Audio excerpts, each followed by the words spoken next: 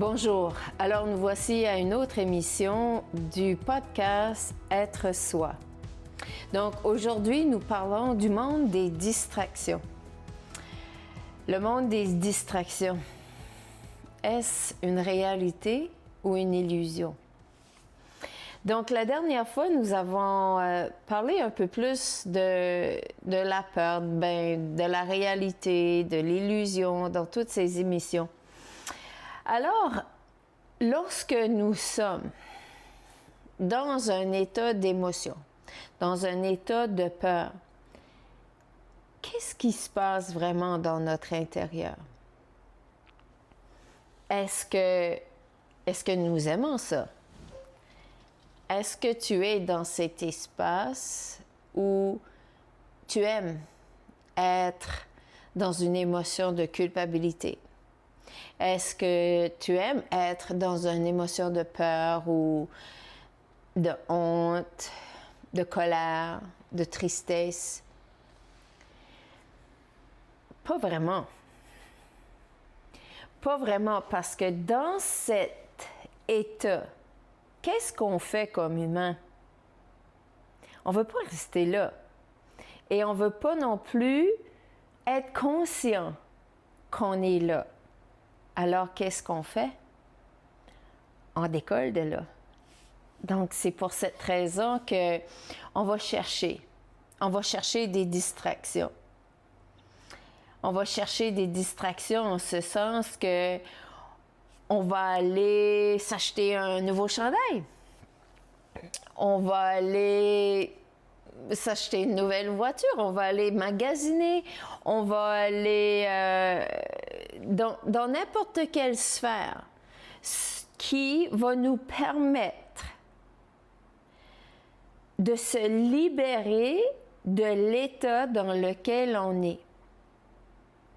Alors, si, advenant que tu ressens une écœurantite aiguë, t'es tanné, tu vas aller magasiner, ou tu vas aller travailler, ou tu vas faire du ménage, tu vas faire peut-être plus d'exercices, peut-être tu vas aller gambler.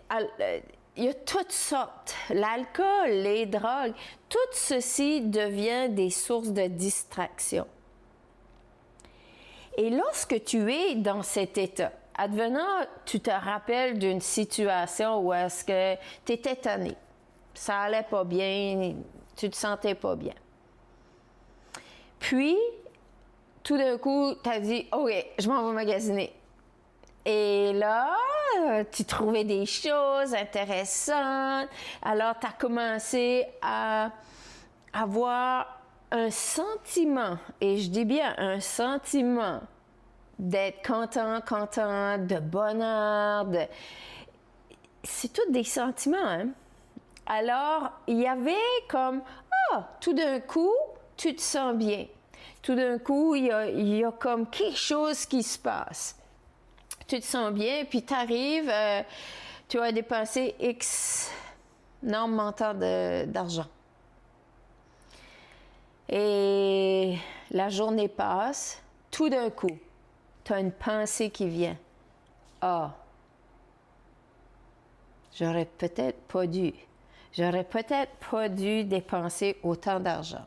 Ou j'aurais peut-être pas dû manger tout le sac de chips. Ou j'aurais peut-être pas dû boire autant d'alcool hier soir. Donc, en quelque part, il va y avoir une pensée qui va venir pour te rappeler l'état où tu étais. Cet état de malheur, de mal-être. Alors, tout d'un coup, il va y avoir une émotion de culpabilité qui va surgir. Et peut-être même de la honte. Si tu as fait des conneries, alors la honte va venir. Puis la honte est une émotion qui est très profonde. La honte vient brimer, vient détruire ton estime de toi, ta valeur. Alors, lorsque tout ceci se passe, est-ce que l'émotion de content, de joie, que tu as trouvé le plus beau chandail ou tu as commencé une nouvelle relation ou est-ce que c'était quelque chose de permanent ou une illusion? C'est là que on s'aperçoit, on prend conscience que vraiment, dans le monde extérieur, c'est une réalité qui est là, c'est une illusion. Il n'y a rien de fondé, de permanent. Tout est là dans une fabrication pour t'amener à vivre des choses jusqu'à ce que tu choisisses différemment. Puis tu vois, le monde des distractions, et je suis allée dans ce monde de distractions. Et tu vois, juste que même récemment, j'ai eu une observation assez intéressante puisque j'aime la musique. Et j'avais la plupart du temps, pas toujours, mais la plupart du temps de la musique chez moi. Différentes sortes de musique. J'aime explorer, j'aime découvrir. Et depuis quelque temps, j'aime être dans le silence. Alors, il y a quelque chose qui est en train de se passer. Parce que j'ai observé ceci. Et je me suis dit, ah, la distraction est terminée. Parce que, peut-être, en quelque part, il y avait un élément de distraction. Donc, je suis très consciente maintenant que si je place de la musique, alors c'est par choix vers mon plus grand bien. Donc, la distraction peut être très subtile. Très subtile. Et comment on s'aperçoit que nous sommes dans un champ de distraction ou vers la voie de la distraction, c'est on s'échappe. La distraction est là pour fuir ce qui est dans le moment. Alors, on ne veut pas s'arrêter. On ne veut pas s'arrêter pour ressentir profondément qu'est-ce qui se passe à l'intérieur de nous. Est-ce que je dis que c'est pas bon? Pas nécessairement, parce que parfois, c'est comme ça qu'on a besoin de gérer certaines situations. Et c'est tout à fait correct. Alors, tout ce que je dis, c'est pas dans un état de jugement. Non, parce que j'ai passé à travers tous ces états-là. Ce que je te dis, je te partage. Je te partage mon parcours, je te partage mes découvertes et tu en fais ce que tu veux avec.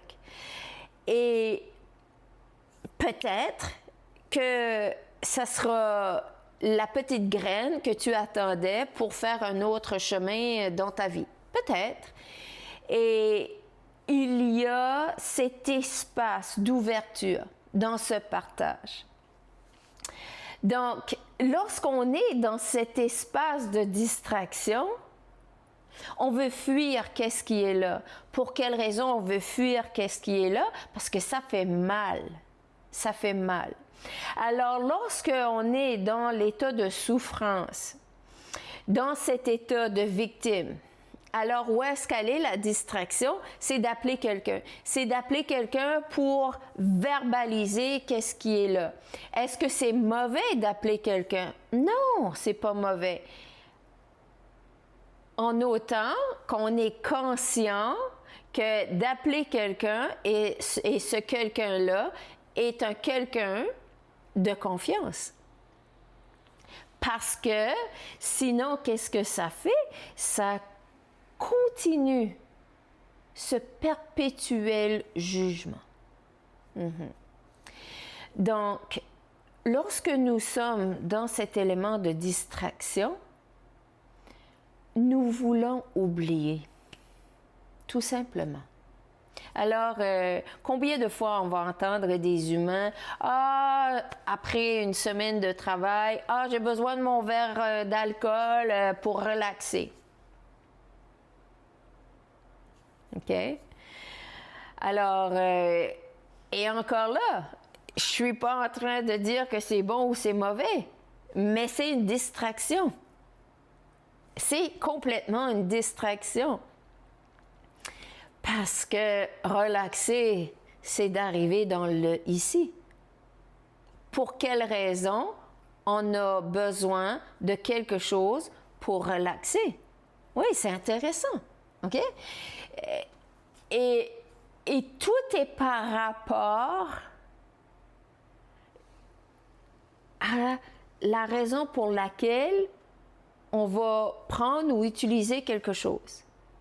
Et c'est là où est-ce que la source est soit la peur ou l'amour. Tout est dans cette question-là, tout est dans ces deux sphères-là. OK? Alors, à ce moment-là, si on veut utiliser une distraction pour oublier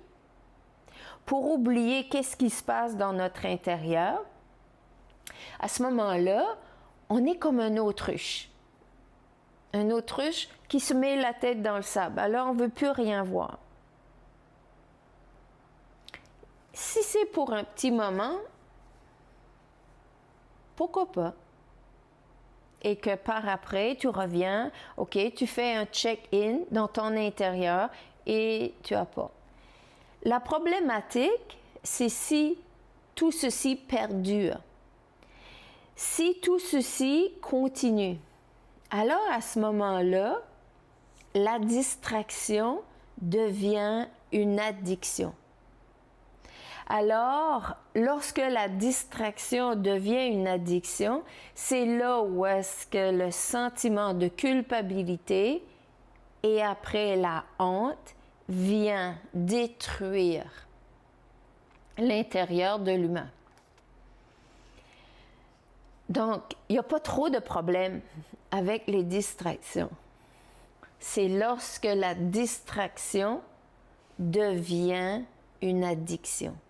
Puis une addiction, c'est on ne peut plus s'en passer pour arriver à un état d'oubli.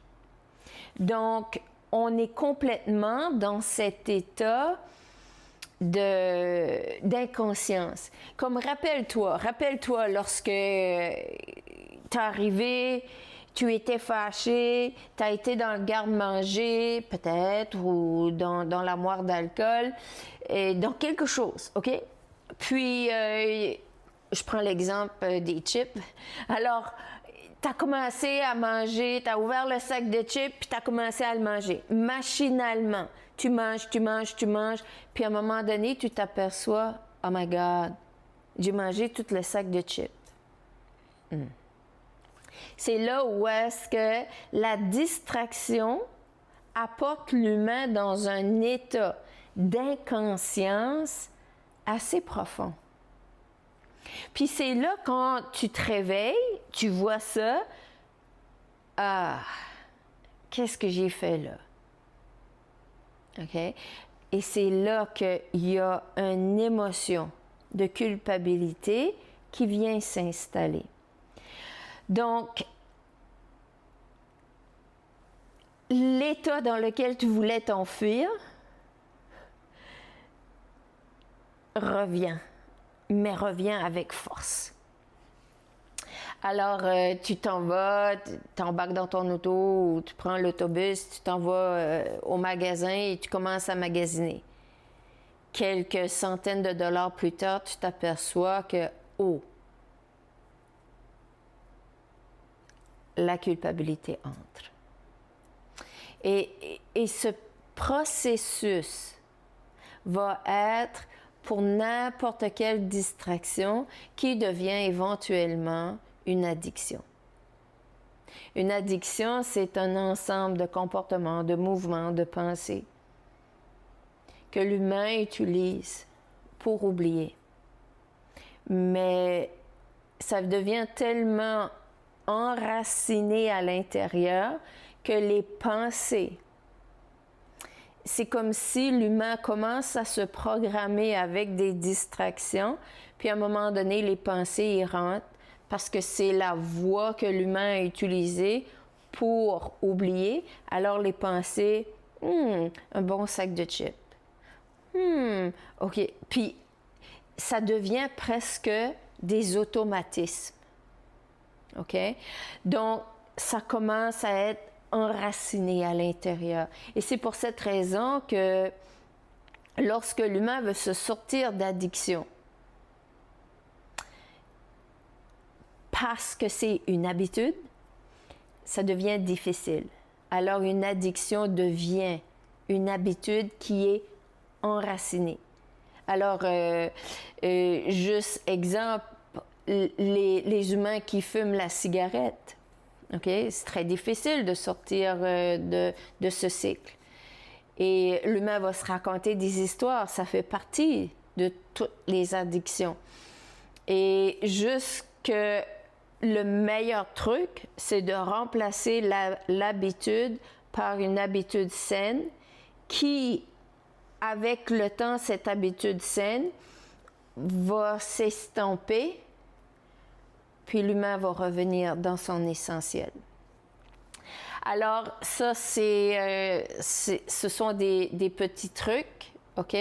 Donc, mais tout ceci pour dire de comment le monde des distractions est une fabrication de la perception pour oublier, pour fuir. OK? Et ça peut être n'importe quoi. Ça peut être voyager aussi. OK? Alors, l'humain va aller à telle destination parce qu'il en a assez peut-être de la neige. Il veut se distraire, exemple. OK?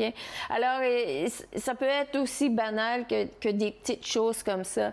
Donc, avant de faire quelque chose, avant de choisir, parce que lorsqu'on va dans cette expérimentation de la vie avec des choix qui sont vers notre plus grand bien et qui sont alignés vers notre amour, donc c'est de commencer à dire, OK,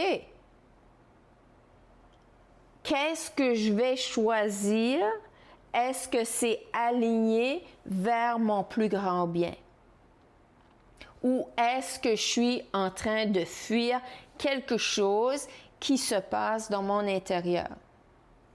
Donc, c'est de s'asseoir. La première chose, je te dirais, c'est de commencer à s'asseoir avec soi-même.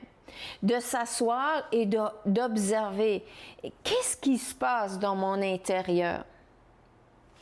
Qu'est-ce qui se passe dans mon intérieur commence à me faire mal? Puis, qu'est-ce qui est mon mécanisme de gestion? Alors, mon coping mechanism, est-ce que c'est de fuir ou de rester avec qu'est-ce que je ressens pour le libérer? Pour ensuite me réaligner. Alors, la tendance, c'est de se distraire. Parce que l'humain est dans cette inconscience. Alors, ça devient un automatisme de dire, OK, ben je vais faire telle ou telle chose. Ben l'humain ne pense pas. C'est une impulsion, OK? Alors, c'est une impulsion. L'humain s'en va, il va ouvrir le garde-manger, va prendre le sac de chips, va le manger machinalement. C'est comme si, tout d'un coup, tu deviens un robot qui cherche son fixe. C'est ça. C'est ça le monde des distractions. Tu cherches un fixe quelconque pour vouloir te faire sentir bien. Mais ce vouloir de te faire sentir bien est dans une source de peur. Et parce que c'est dans une source de peur, c'est pas permanent. C'est illusoire. C'est vraiment une illusion qui est là, qui apporte encore plus d'émotions parce qu'il n'y a rien qui est fondé. C'est pour ça que c'est vraiment une construction de la pensée, des émotions, de la peur. Alors, la prochaine fois que tu t'en vas, peut-être que tu vas encore aller dans les distractions et peut-être que c'est ça que tu veux. Et c'est tout correct parce que il n'y a personne qui peut juger nos choix. Okay? Il y a juste nous. Alors, à ce moment-là, peut-être qu'à un moment donné, tu vas dire « Ah, je veux m'asseoir avec moi-même, puis je veux commencer à faire des check-in. » Et je veux commencer à aller voir qu'est-ce qui se passe dans mon intérieur. Alors, sur ce, je te dis merci. Merci pour ta belle présence et on se revoit la semaine prochaine pour un autre podcast de Être Soi. Merci.